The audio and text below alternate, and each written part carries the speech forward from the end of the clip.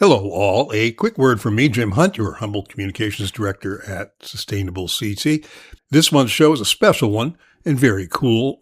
Lilly Adamo, our Fellows coordinator, is the guest producer of this episode because she set everything up and herded all the cats. She arranged to do the recording on site with everyone in the same room at an actual recording studio. What a concept, huh? At the Bridgeport Library. They had to jump through a bunch of technical hoops once they got there too, but they managed to make it happen. So kudos to Lilly and Katie Meter, too. Katie, our Sustainable Communities Fellow, sits in the host chair, wrote all the questions, conducted the interview, and ran the show with aplomb. Oh, don't get to use that word often. Aplomb. That's pretty good. Katie did an excellent job. Our guests, Sustainable CT Fellows Natalie Crowley and Grace DiTunno, are great, too, of course. Natalie is a rising junior at Amherst College in the People's Republic of Massachusetts. Go Mammoths! Majoring in environmental studies and economics. Grace DiTunno is at UConn. Huskies, majoring in poli-sci and applied data analysis. These are a couple of sharp cookies, as my mother used to say, although I think she was mixing a few metaphors there. To me, let's just say they're very smart people. And Lilly Adamo joined as a guest on the show, too, which was very informative.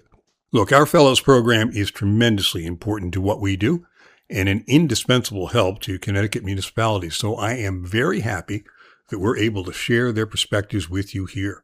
And what did I do? The hardest job of all. I shut the hell up and let them do it. A little editing on the back end, too. But this was their show, and they did a marvelous job. Enjoy. Jim, good luck editing.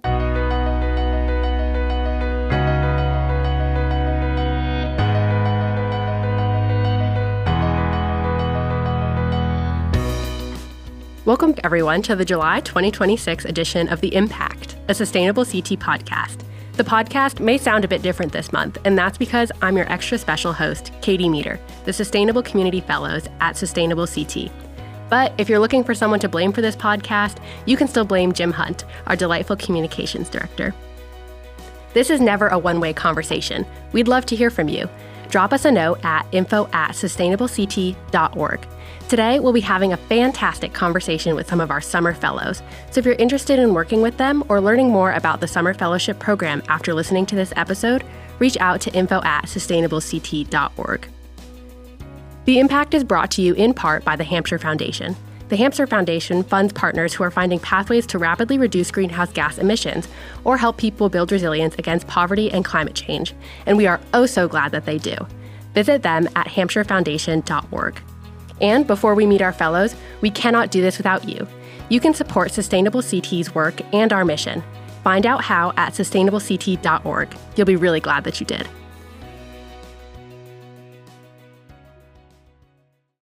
Now, I've been looking forward to this podcast since last year's Summer Fellows joined us on The Impact. As I said, I'm Katie Meter, the Sustainable Communities Fellow, and I'll be your host this month. I was actually a summer fellow myself back in 2023 at SCROG, and I loved the work so much that I had to come back for more this year as the year-round fellow. We're back again with two of our fantastic summer fellows, Grace and Natalie. This year, we decided to switch things up a bit, so we also have our fellowship's fearless leader, Lilly Adamo, on the podcast to help share some behind the scenes of the fellowship. Lilly, Grace, and Natalie, thanks for being here today. Fellows, please introduce yourselves and tell our audience where you're working this summer. Hi, I'm Natalie Crowley, and this summer I'm working with the Southeastern Connecticut Council of Governments, and I'm happy to be here. And my name is Grace DiTunno. I am working with NVCOG this summer in Waterbury, and I'm also super hyped to be here today. Great, and I'm very excited to be here this afternoon. My name is Lilly, and I am a program assistant at Sustainable CT, and one of the main parts of my role is overseeing the fellowship program. Thank you all for introducing yourselves. The COGs are super lucky to have you all. So I want to go back to the beginning of it all. Lilly, what makes our fellows so great for our cities and towns, and what qualities in our fellows, especially this cohort, make them so successful so far? What a great question. The fellows are super important to towns. They help support their certification efforts.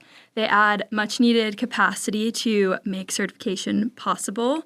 Some of the things that we look for in successful fellows, and I definitely see throughout this entire cohort, is people who are incredibly passionate about sustainability, who want to make a difference at the local level, in addition to that, having skills like being detail-oriented while simultaneously being able to see the big picture and understand how sustainable CT can fit into the overarching goals in each town is definitely a useful orientation that I've seen a lot of our fellows employ thus far this summer. But just overall, the fellowship is highly anticipated. Some towns have worked with fellows all the way from the beginning in 2018 to now. So it's something that both towns as well as the fellows we have this summer really benefit from. Definitely can echo that your presence is much anticipated by the towns all year. We hear how much they're looking forward to working with you. So now for our fellows, I'd love to hear more about your background in sustainability and specifically what drew you to apply for and then, of course, complete the fellowship this summer. So I think that what really drew me to sustainability was my work at Amherst College, where I'm going to be a rising junior starting this fall. Last summer, I had the privilege of working with the Office of Sustainability there as a fellow for a local nonprofit called the Amherst Survival Center. And I really enjoyed my time working there.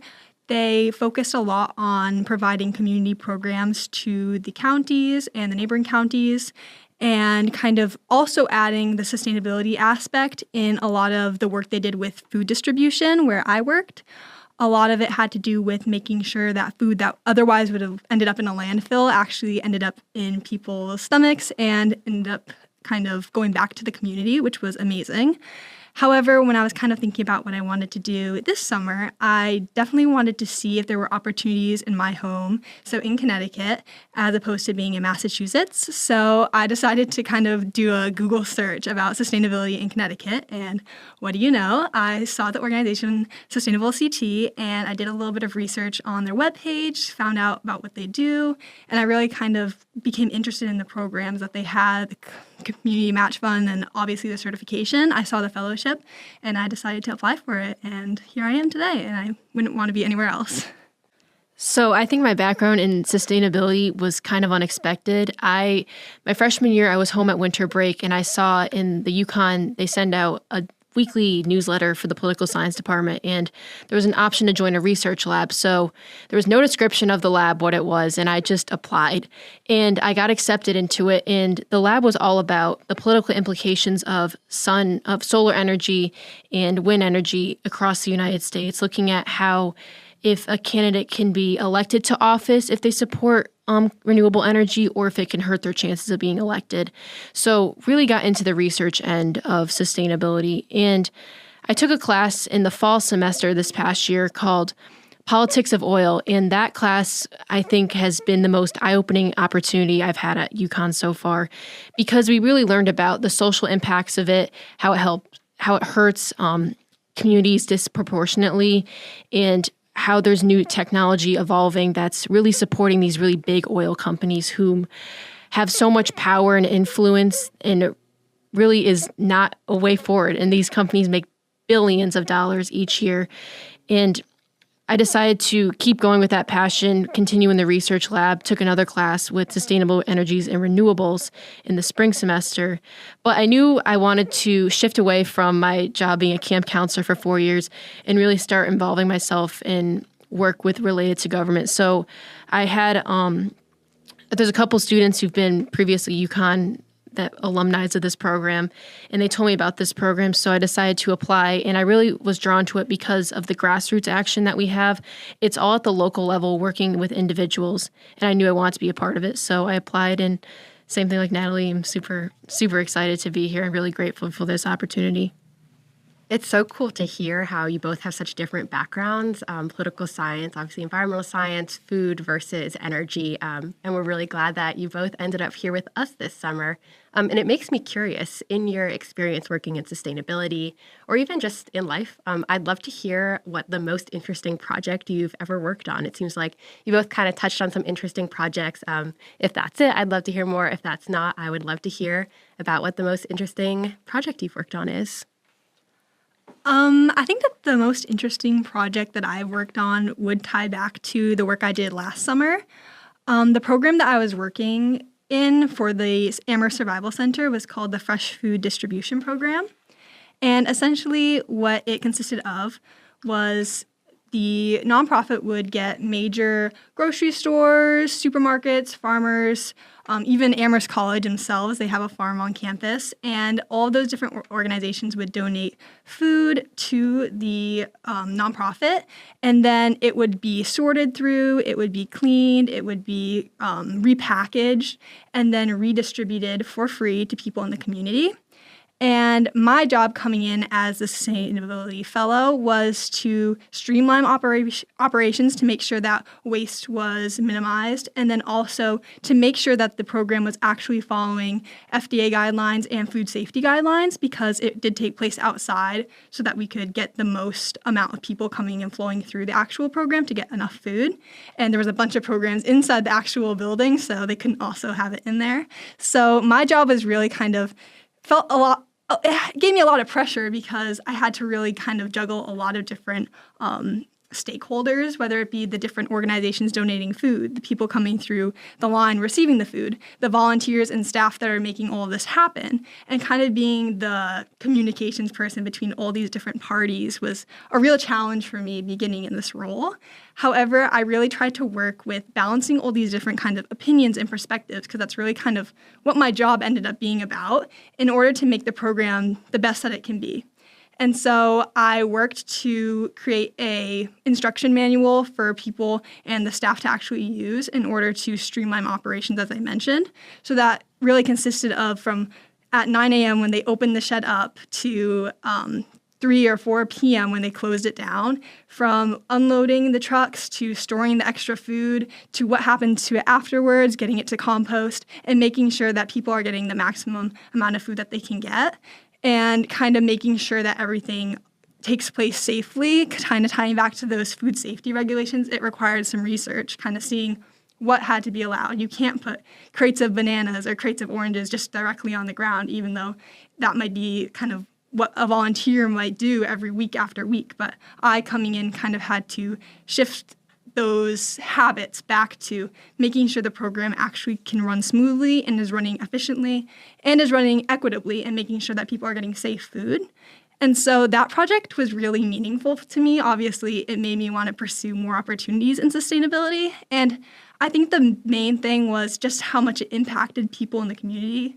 We had people that were regulars, we had people that came through and they hadn't eaten all day. And so having this program was really important to people in the community, and being a part of it and being able to streamline operations was something I was really proud of. So my project that I think I'm most proud of is actually not really related to sustainability, but more so public health.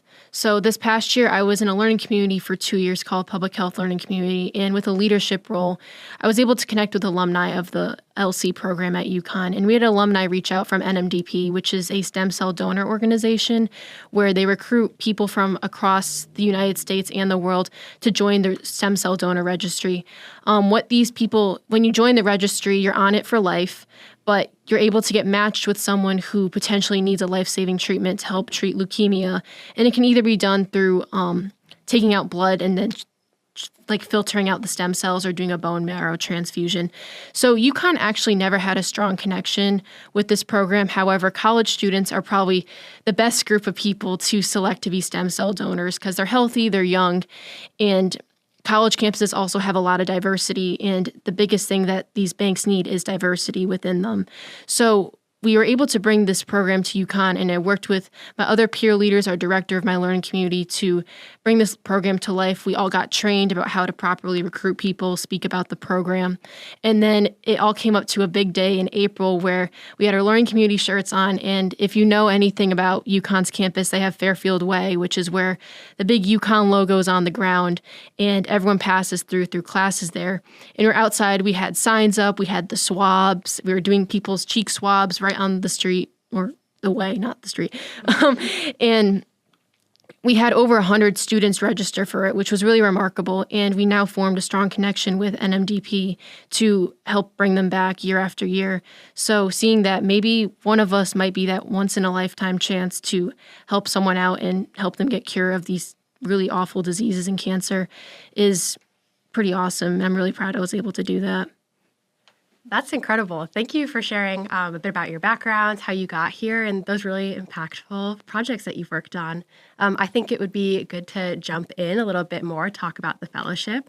Lilly, I'm hoping you could tell us, maybe for any of our listeners who don't know, what our fellows do during the summer. So obviously they have their group project, how they help municipalities. Give us a bit of setting the stage. Of course. So every summer we have fellows who are placed at the 9 different councils of government across Connecticut. And their main overarching task is to support Connecticut municipalities who are interested in engaging with sustainable CT. And that can look like a couple different things. It can be supporting towns with certification.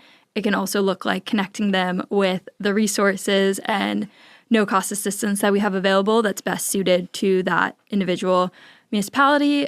Or it could just be more so just general sustainability related support. So that's a large chunk of how the fellows spend their time. In addition to that, they work on a group project collaboratively as the entire cohort.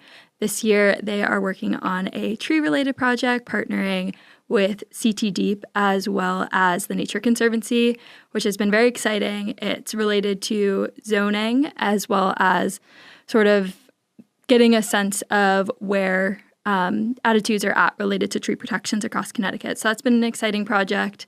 And then just kind of miscellaneous things that support our Connecticut municipalities across the state. So it's a pretty dynamic fellowship, I would say. I don't know if the fellows would echo that, but every single day can look a little bit different. It can be sort of technically related with point audits, point searches, all those sorts of fun things. And it's also very community-based, so interacting with volunteers as well as municipal staff and elected officials. So it's a good mix of a lot of different things. We have some career development mixed in as well. But I think that's the pretty good overview of all the things the fellows get up to. Thanks, Lilly. And fellows, I would love to hear your point of view. So what are you guys doing on the daily? Are there any interesting projects you'd like to share? How are you engaging with our municipalities? And then if you have anything you wish that our municipalities knew more about the fellowship, would love to hear your thoughts on that too.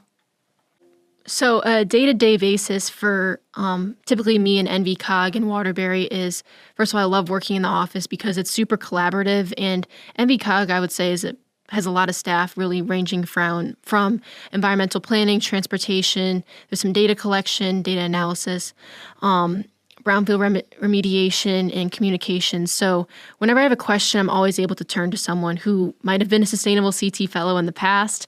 And I work through, like Lilly said, we work through point audits, which is going through what a town has to see where they can earn points in our certification process.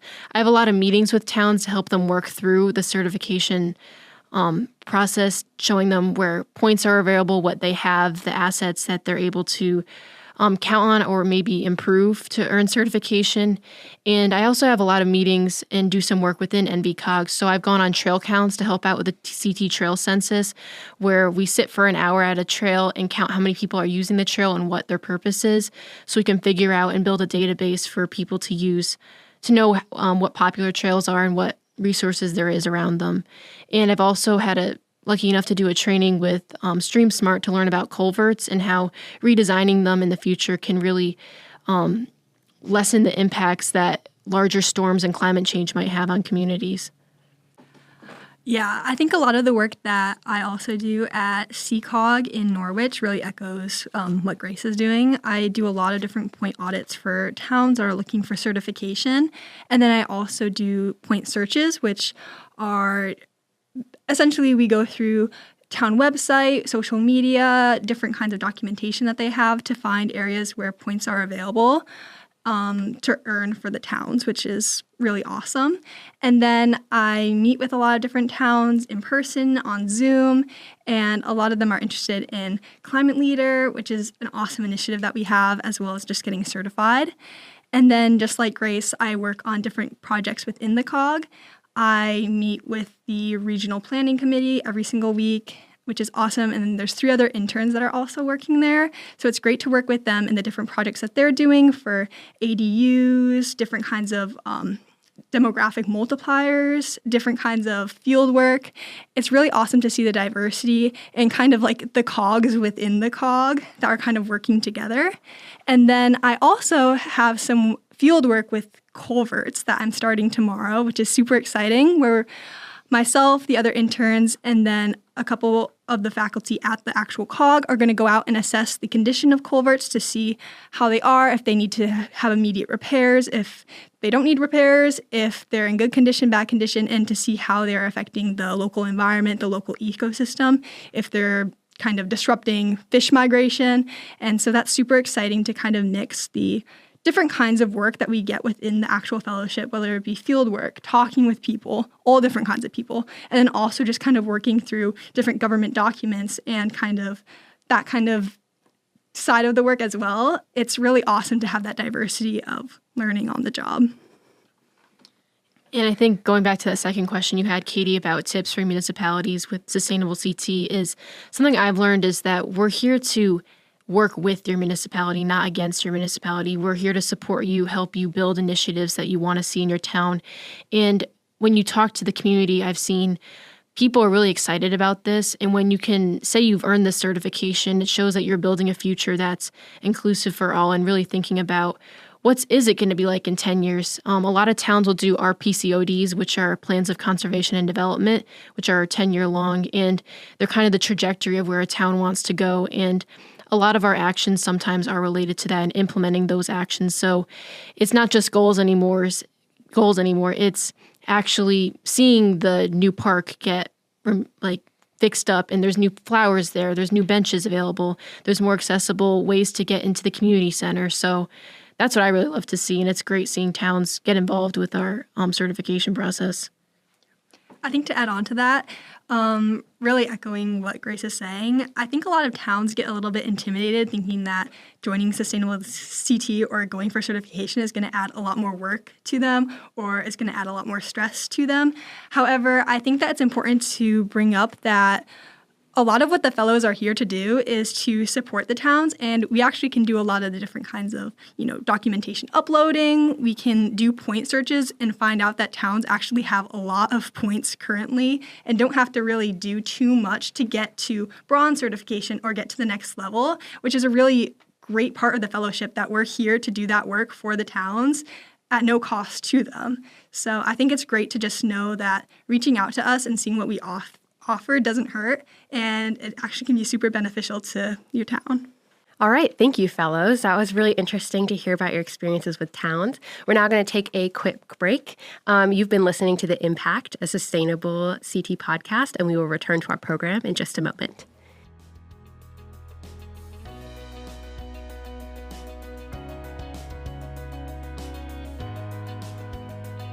If you're not yet a subscriber to the Actions and Impact, a Sustainable CT newsletter, you could be missing out on some very important information to you, to your organization, and to your town.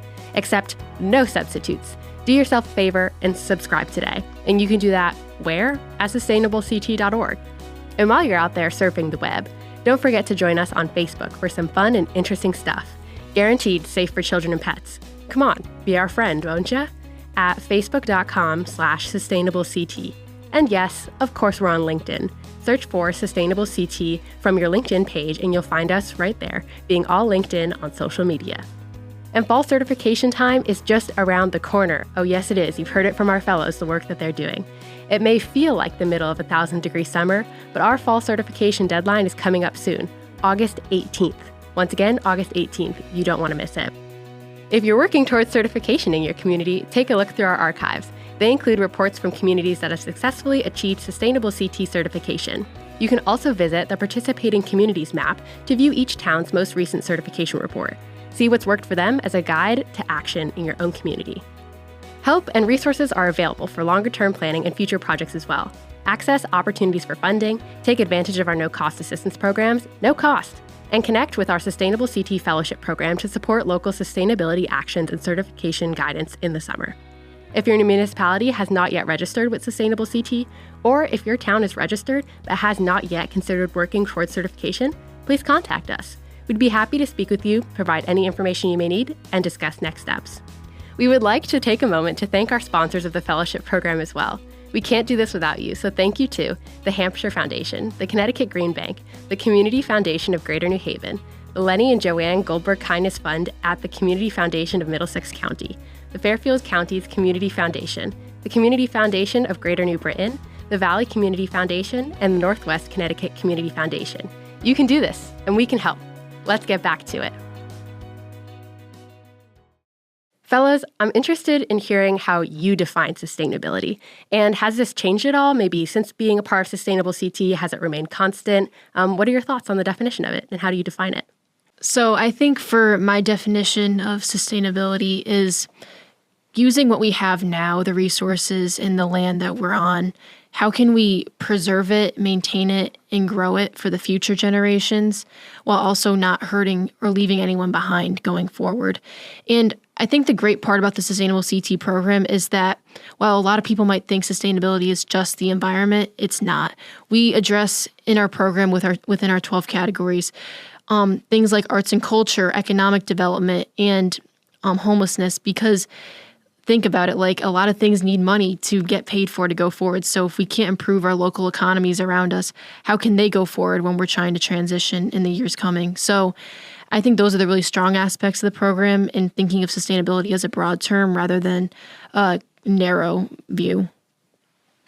I totally agree with Grace. I really kind of have developed this idea that sustainability is not like a tributary of environmentalism, but rather environmentalism is like a tributary of sustainability. Sustainability, I more so think of this overarching kind of theme and goal. When I kind of think about what falls under that umbrella, it's really kind of about those systems that are in place, whether it be people, economies, communities, the environment itself. How can we preserve and work towards a future, just like Grace was saying, where future generations have access to what we have now and are also better off? How can we move forward? And I think that ties into a lot of Sustainable CT's goals with equity specifically. So when we're kind of thinking about sharing our resources today and kind of working towards a future that everyone has access to different needs, whether it be housing, whether it be art programs, like Grace was saying, whether it be clean air and green space in their community, making sure that we're making those changes today is key to really making sure that we have longevity in our communities. And I also think that it's really important to focus on collaboration of all people, whether it be youth, whether it be elderly, all different people that are a part of the community. And I think that with something like our equity toolkit that we have, we really kind of facilitate that outreach. And I also think it's important, even with the certification process, kind of having all different kinds of people within the government, volunteers within the town involved is really helpful. I have a town that I'm working with where a lot of the work for certification in 2023 was through one person. And so after their departure, it makes it really difficult to kind of move forward with these initiatives. So kind of making sure that everyone or a lot of people are involved really helps areas to become sustainable, because it really does involve everyone. And so therefore, in order for it to be successful, it needs to affect everyone positively. I love that. And just to add on, one of my favorite things to do when I meet with new towns is to start telling them about the Sustainable CT Action Roadmap, because I love just sharing how broad it is. And I feel like for a lot of people, it really diversifies what they consider something that is sustainable. So that's really interesting. Following up on that, I'm wondering why, or if you have any thoughts on why sustainability is such a buzzword, or for some people even maybe a triggering word, especially in politics. Grace, your political science background might come in handy here. But we see it in our work fairly often that there's words that elicit really strong reactions from people. In your experience, has this been a good thing, these responses? Or if it's not, do you have any ideas on how we could change it? So from the political science perspective, and I honestly think people are very much stuck in their ways, and words that do trigger harsh reactions are like equity and sustainability. It's because you're forcing people to change, you're forcing businesses to change, you're forcing communities to change. And that's difficult for people, and we have to acknowledge that viewpoint when we try to move forward. Sustainability might cost a company more if they need to switch to renewable energy initially. That's the key word here. But because a lot of times we only think of like what's in like the rear view mirror, not what's way behind us or what's way in front of us. So it's harder to look at a bigger picture when issues right now seem so pressing and so small because they're so relevant. They're happening right now. Politics, as many of us know, is very polarized right now, and a lot of younger people, and I've seen it with activism kind of decreasing within the younger generation, are like disillusioned with our political climate and not really sure how to move forward. So I think these words and terminologies that we have, we need to use them, but really the people who don't understand it the best, we need to teach them the best and bring them into it the best so they know how to move forward and show that we're here to work with you. And like I said, not against you before. I totally agree. I think that polarization is a big issue in that a lot of people kind of think, oh, one side believes in sustainability and environmentalism, and I don't agree with them, therefore I can't agree with anything that's sustainable or anything of that sort. However, when you really look into, say, like the actions that Sustainable CT has, kind of like what Grace was saying earlier, a lot of it has to do with simple things like economic development, having proper trails, making sure they're maintained with signage. And most people would probably agree that those things are important. And so I think that when we break down what actually sustainability is, the majority of people would actually agree with a lot of the initiatives that they have, a lot of the motivation behind it. And so I think that sustainability, the word, is very kind of polarizing and a little bit controversial in some instances, but I think that the main objectives are a lot less so. I think that a lot of people actually agree that we should be making choices now that actually preserve longevity for the future. I think it's a lot more about how people are framing it. A lot of people just immediately think, oh, it's all EVs and electric and solar. But at the end of the day, a lot of it has to do with the small, grassroots work, the small community programs that are making actually a big difference in those communities. And I think when we kind of shift the focus of sustainability away almost from just like climate change and into more so the climate in general, whether it be the social climate, whether it be like the environmental climate, whether it be the political climate, and kind of adapting it to these different areas of our lives, I think that would be kind of very beneficial to kind of shifting that idea. And just to add on a little bit, like Natalie was saying, is like looking at the different climates that we have. Maybe don't focus on the national or international stage because it's really difficult for things to get done at those levels. If you look at what's happening in Connecticut with our program here, we're making progress ourselves within the state legislature, within town governments. There's a lot of progress made at the smaller level, and people think national politics affects you the most. No, it's the state politics, and that's more the poli-sci part is that's why state elections matter a lot in voting in them because they make the direct decisions that affect you. Yeah, I definitely completely agree. I think the framing and the scales that you're looking at really make a huge difference. I think that, like, in terms of the word sustainability being polarizing, being able to shift it to the things that people universally care about, whether that be ensuring that everyone has access to clean water and healthy food, or ensuring that everyone has a home to live in, those sorts of things, I think can be a very helpful framework to then bring it back to people at the end of the day. Because I think we can get really caught up into the politics of it and sort of create distance between ourselves and then the quote-unquote problem. But remembering that at the end of the day, it really does tie back to quality of life for many folks. And like being able to, especially like Grace was saying, at the local level, and even what Natalie's saying about like the different scales, like being able to have an impact on your neighbors and being able to improve like your community's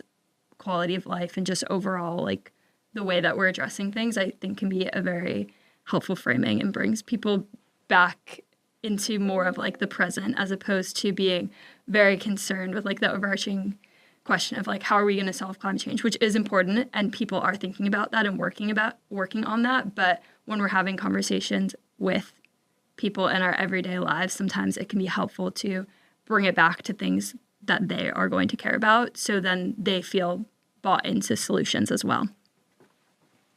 Lily, I'm glad you acknowledge that there's people actively working on fixing all of this stuff, which leads me into what I believe will be my final question for today. And that's, I want to know what excites you all most about the future of the environmental or the sustainability field. I'll share mine first since I have the mic. While I think it's maybe a bit impractical globally, I'm really interested in the concept of storing atmospheric carbon back in the ground. Listeners, if you haven't heard of this, I highly recommend Googling what Iceland is working on. They've got some really cool carbon capture projects, but I'm interested in hearing more about what you all are interested in and learning more about. I am really interested in the concept of giving rights to nature. I did a little bit of research, or just in my courses so far in college, just about different examples around the world where different indigenous groups or even local groups have worked together to grant, whether it be like a river or a certain amount of land, the rights of illegal persons to help in litigation battles against different companies that are encroaching on those different resources. And those have really inspired me in the sense that not everything has to be a technical solution. And although I also am very interested in carbon capture and I've looked a lot into technical solutions, I also think it's really important to shift our intrinsic value of nature and really how people on the whole kind of view the environment. I think this is more of a prediction or a hunch that I have, but a lot of times youth or children, people when they're younger really care about the environment. Like that's the highest thing they'll rank on what they find important. And I really find that as people get older and they almost become disconnected from nature, whether it be going to work every day, kind of being in an office, kind of disconnecting from the environment and from the natural world, they begin to care less and less about it. So I think that kind of granting legal rights and personhood to different parts of the environment. I know in India they gave the Ganges River legal personhood, and then also some examples in New Zealand. It can be a really good way to give the environment and give the natural world kind of an equal standing in kind of protecting itself from people that just don't understand its importance. And that's okay, but we have to work to kind of make sure that its importance is known. But in order to do that, we also have to put kind of legal protections in place now to make sure that it's not all gone before people actually realize that it is important. You know, what's so interesting is Lily and I were actually at a conference and there were tons of people who were applying different political theories to the rights of nature. So that in itself is becoming a really big field of study, which I'm really excited about too. I also just recently read an article that there was a river in the UK and Wales that just adopted that. So it's really interesting too to see it apply in all of these different places. And I would be very curious to know if there's any folks in the US who are working on similar questions. But yeah, really interesting topic. I think my interest in what's going to happen in the coming years is the technological standpoint, because first, one misconception that a lot of people have is that the climate crisis is a one-size-fits-all solution, and it's not. What works in Nordic countries up in Iceland or Ireland, where it's really windy up there, isn't going to work what's happening in desert countries where it's really sunny all the time. So looking at different technologies and adapting them to the best places is probably how we can move forward productively.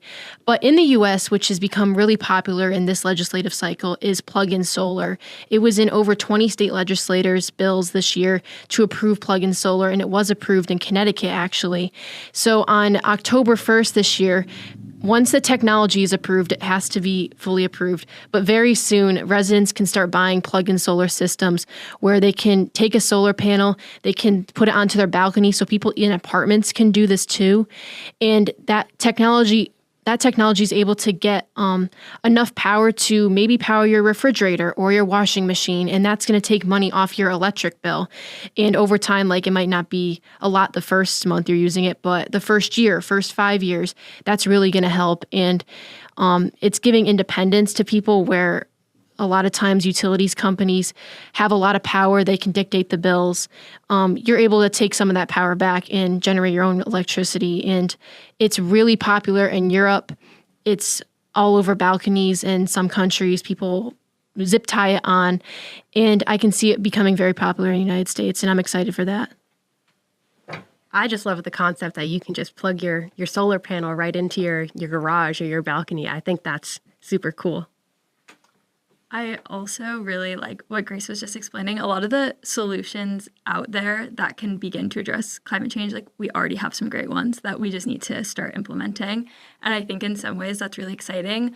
Yes, there still needs to continue to be innovation. I'm sure we can get better in terms of whether it be solar, wind, any of those sorts of things. But there's already some really great things that we can start doing literally today. And it just kind of ties back to what we were talking about related to political will. Like, we just need to get stuff passed. We need to start doing it to actually start to see that difference. We are the younger generation who grew up on social media and maybe more sustainability and environmental information in the news. From my perspective, I feel like there's a lot of extremes in terms of both good news and bad news, although honestly what I'm reading tends to be mostly negative. What type of news are you following at the moment, and what are your opinions on environmental and sustainability and the way they're spoken about in the news and on social media? I think that a lot of the news that I try to consume is not necessarily like the headliners that you see just if you were to look at news like on Google, like that little tab. I try to look at more like research-based when I'm just doing my daily scroll. But I really like Yale 360. They have a lot of really interesting articles from really amazing people about places and specifically environmental issues or wins from across the world. They'll show different kinds of positives. I recently read one about coral reef restoration where people were submerging different kinds of structures so that coral reefs could grow on them. And that's one of those kind of like feel-good articles. And of course, there's also negative ones. And I think it's important to stay grounded, but also kind of hopeful in what you're consuming. A lot of times, I think it's important to take a step back and really think about if reading, all this negative news is actually going to be beneficial to you, or more so going to maybe hurt you in the long run because it's going to make you feel, oh, this is pointless. Like, why should I even care? Because it's going to end in fire anyway. But I think it's important to kind of recognize that even in all this negativity, positivity still exists, and it's important for us to kind of embrace it and at least recognize that people are out there fighting for change. And us being in this room and talking and having this conversation is proof of that. So when I consume my news, I sometimes like to read both sides of the very polarized news outlets that we have, because I always like to think about what is going on in someone else's head and figure out a different point of view before I develop my own, always have their rebuttal or something, but just knowing how other people are thinking and what news they're consuming. So I know you can look at a political biases chart and see where different outlets fall, and some are more extreme than others. And I'll honestly, I'll read the ones I prefer. I like looking at the New York Times and reading and listening to their podcasts on the daily and doing their Wordle and crosswords sometimes too. But then also looking at outlets on the other end of the spectrum and seeing what type of news they're consuming. And then within the social media question you asked, social media, I got rid of it this summer. I only check on it on my computer browser. I don't have it downloaded on my phone just because, number one, I was getting the same content over and over. I'm why am I seeing the same Instagram reel again? I saw it yesterday. But at the same time, just there's a lot of competition on social media, seeing what everyone else is doing and seeing what news they're pushing out, just trying to be able to take your step back, knowing that the algorithms are super developed to your interest and they will only show you content that you are looking at in the first place. It's not going to show you the other side of the argument. It will show you incorrect information a lot of the time too. That's why I just had to take a break from it. But I do think it can be a positive force when used correctly to promote ideas and organizations that we have. Excellent. I mean, I have to agree with everything you just said, especially Grace. I also panicked and deleted all my social media, and it's actually been kind of hard to find unbiased news sources. I've actually had this conversation with my family quite a bit recently. Hello, family, if you're listening. But it really does take a lot of conscious effort to find, like you were saying, Natalie, that good news to make sure that you're not brought down, and then also just to make sure that you're finding news that isn't biased and just the algorithm tailored to you. In a slightly different manner, I would love to hear some ways that you're integrating sustainable action into your day-to-day, big or small, reusable paper towels to public transportation. I'd love to hear what your thoughts are. Well, today, me and Natalie took the train from where we live up in the middle of Connecticut down to Bridgeport to the library to film this podcast today. And I was able to sneak her a little U-Pass from UConn because as a UConn student, we get free U-Passes and we have free transportation in the state. Improving transportation services, building infrastructure around train stops is something I'm really passionate about and would love to see happening in the future because the train can avoid traffic. A lot of times they're electric like Metro North. And if you go on the app, you'll see that how much carbon emissions you saved by going on the train. And I think that's really cool and a new aspect that, well, it's not a new aspect, actually. It's a pretty old aspect and something that a lot of us should start looking at instead of being really independent and driving our own car. And, gas is really expensive now. Save some money and take the train. I totally agree. And having kind of taken the train, I had never taken it from the station coming down. I only took it in New York, but it was a really nice ride. And so I'll definitely consider doing it again. And I think that having programs like the U-Pass, or I go to school in Massachusetts, so we have free access to the buses there. Having these programs in place and really kind of advertising them is super important. And especially when trying to make sure that people are aware that public transit exists and it's not scary, and we're trying to make it as simple to traverse and use, and also trying to also improve it, because the more people that use it, the more likely it's going to be improved. If no one's using it or very few people are using it, it's not getting enough publicity, then lawmakers aren't going to care to change it or make improvements to it.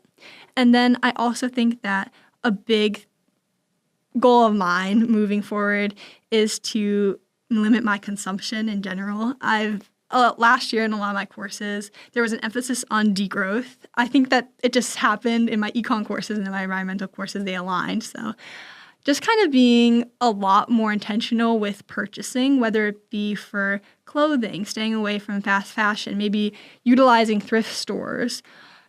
Also kind of not wasting food. Food waste is a big issue at my college that they're trying to address. And just trying to limit my own consumption, because really change can start at the individual level. A lot of the times people will be like, I'm not going to make changes because these big industry giants are the real main polluters. And yes, they are.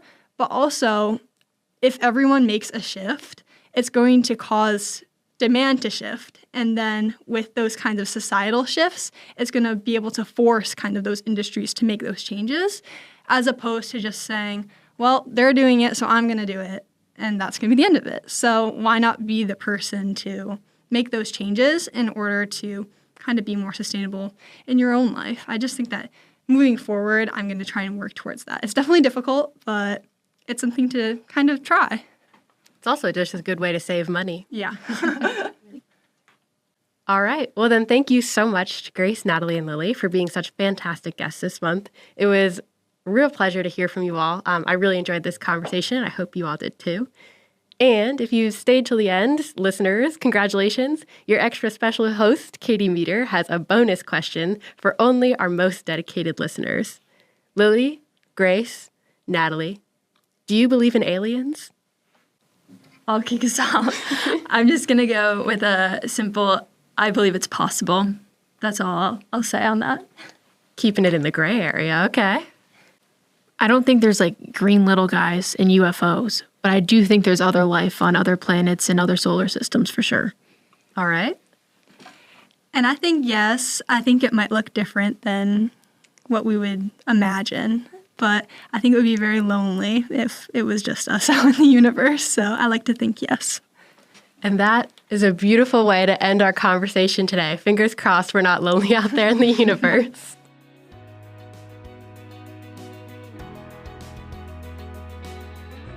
We hope you've enjoyed today's edition of The Impact, a Sustainable CT podcast. This program was mostly written by Katie Meter, mostly produced by Lilly Adamo, recorded on site at the Bridgeport Library by Lilly Adamo and Katie Meter. It was edited by me. As always, it is copywritten by Sustainable CT. Thank you for your interest. Thank you for listening. Thank you to our sponsor, the Hampshire Foundation. Thanks to our guests, Natalie Crowley, Grace DiTunno, and Lilly Adamo, who wore a guest hat too, for everything they do to make Connecticut and our world a better place. And thanks to everyone for taking local actions that have a statewide impact.